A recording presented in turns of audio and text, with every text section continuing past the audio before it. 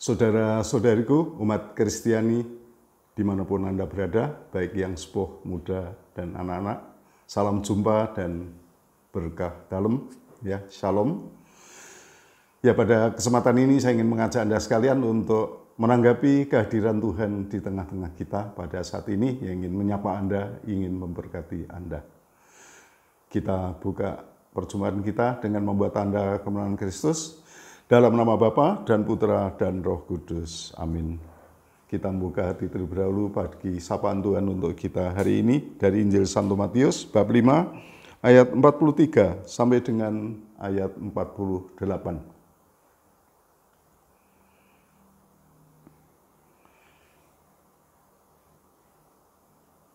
Fokus kita adalah pada perintah Tuhan, kasihilah musuh-musuhmu. Ya, kasihilah musuh-musuhmu. Saudara-saudara yang dikasihi Tuhan, ya, saya yakin kita sekalian tidak suka bermusuhan, ya. Dan saya harap Anda juga tidak punya musuh, ya. Tapi memang realitanya di dalam kehidupan yang namanya permusuhan itu seringkali terjadi. Ya. Ada saudara-saudara kita yang karena masalah itu lalu saling bermusuhan, saling berseteru, bahkan seringkali berlangsung lama. Bisa terjadi orang berusaha hidup sebaik mungkin, tetapi tetap juga ada yang memusuhi. Dan inilah yang seringkali terjadi dan juga menjadi pengalaman gereja. Ya. Pengalaman orang adalah, ya, seringkali dimusuhi orang lain, barangkali karena iri, barangkali karena cemburu, barangkali karena beda nasib, ya, iri, ya.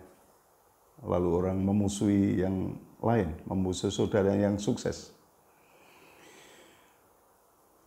Saudara-saudara yang dikasihi Tuhan, bisa jadi juga karena kita menghayati suatu kebenaran iman tertentu, lalu ada yang membenci kita, ada yang membenci Anda. Dan itulah yang, ya, kadang-kadang terjadi di dalam kehidupan. Nah, saudara-saudara yang dikasihi Tuhan, di sini kita diingatkan betapa Tuhan Yesus sendiri adalah juga pribadi yang dimusuhi oleh banyak orang, oleh orang-orang tertentu, maaf ya. Oleh orang-orang tertentu. Seandainya banyak juga orang-orang tertentu. Yesus ditolak, Yesus dianiaya, Yesus disakiti, Yesus dibunuh. Dan proses penganiayaan itu begitu menyakitkan secara fisik, melukai batin, merendahkan martabat, dan mengabaikan rasa peri kemanusiaan. Nah, saudara-saudara yang terkasih, proses penganiayaan itu yang dialami oleh Tuhan Yesus, ya, melalui suatu ritual yang panjang, diatur oleh pemimpin agama, diatur oleh pemerintah, didukung oleh massa yang beringas dan kejam, dan semuanya dibiarkan berlalu begitu saja. Yesus didera, dipukul, dipaksa untuk memanggul salib yang berat, sampai jatuh terjerembab 3 kali. Dan dalam keadaan kesakitan, Yesus disalibkan. Saudara-saudari, Tuhan Yesus telah mengalami bagaimana dimusuhi secara sempurna, ditolak. Tetapi Yesus yang mendapatkan perlakuan yang kejam dan ditolak itu justru menyampaikan kata-kata berkat kepada para musuhnya. Dan itu Tuhan lakukan ketika bergantung di salib. Disalib. Ketika Tuhan itu sudah tidak berdaya. Ketika Tuhan itu sungguh-sungguh mengalami sakit yang semakin memuncak.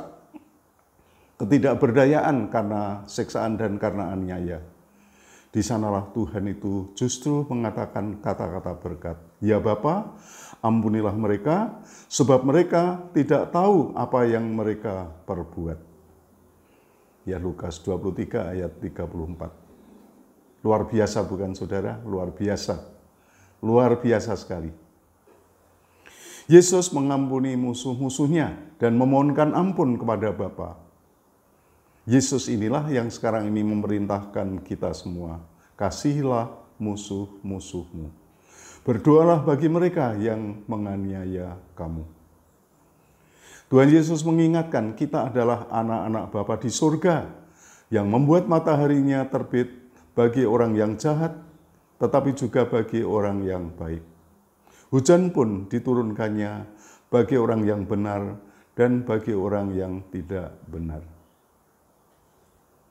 Semoga semangat Bapa yang penuh kesabaran, yang memberi waktu, yang tetap mencintai, ya juga tertanam di dalam hati kita masing-masing. Kita adalah anak-anak Bapa dan kita dipanggil untuk juga menghayati kasih Bapa yang mengasihi semuanya. Kasihilah musuh-musuhmu. Tuhan memberkati. Marilah kita akhiri dengan memuji nama Tuhan. Kemuliaan kepada Bapa dan Putra dan Roh Kudus, seperti pada permulaan, sekarang, selalu, dan sepanjang segala abad. Amin. Tuhan sertamu dan sertamu juga. Diberkatilah saudara-saudari, keluarga dan karya-karya Anda, usaha-usaha Anda, oleh Allah yang Maha Kuasa, Bapa dan Putra dan Roh Kudus. Amin. Selamat berkarya, Tuhan menyertai dan Tuhan memberkati.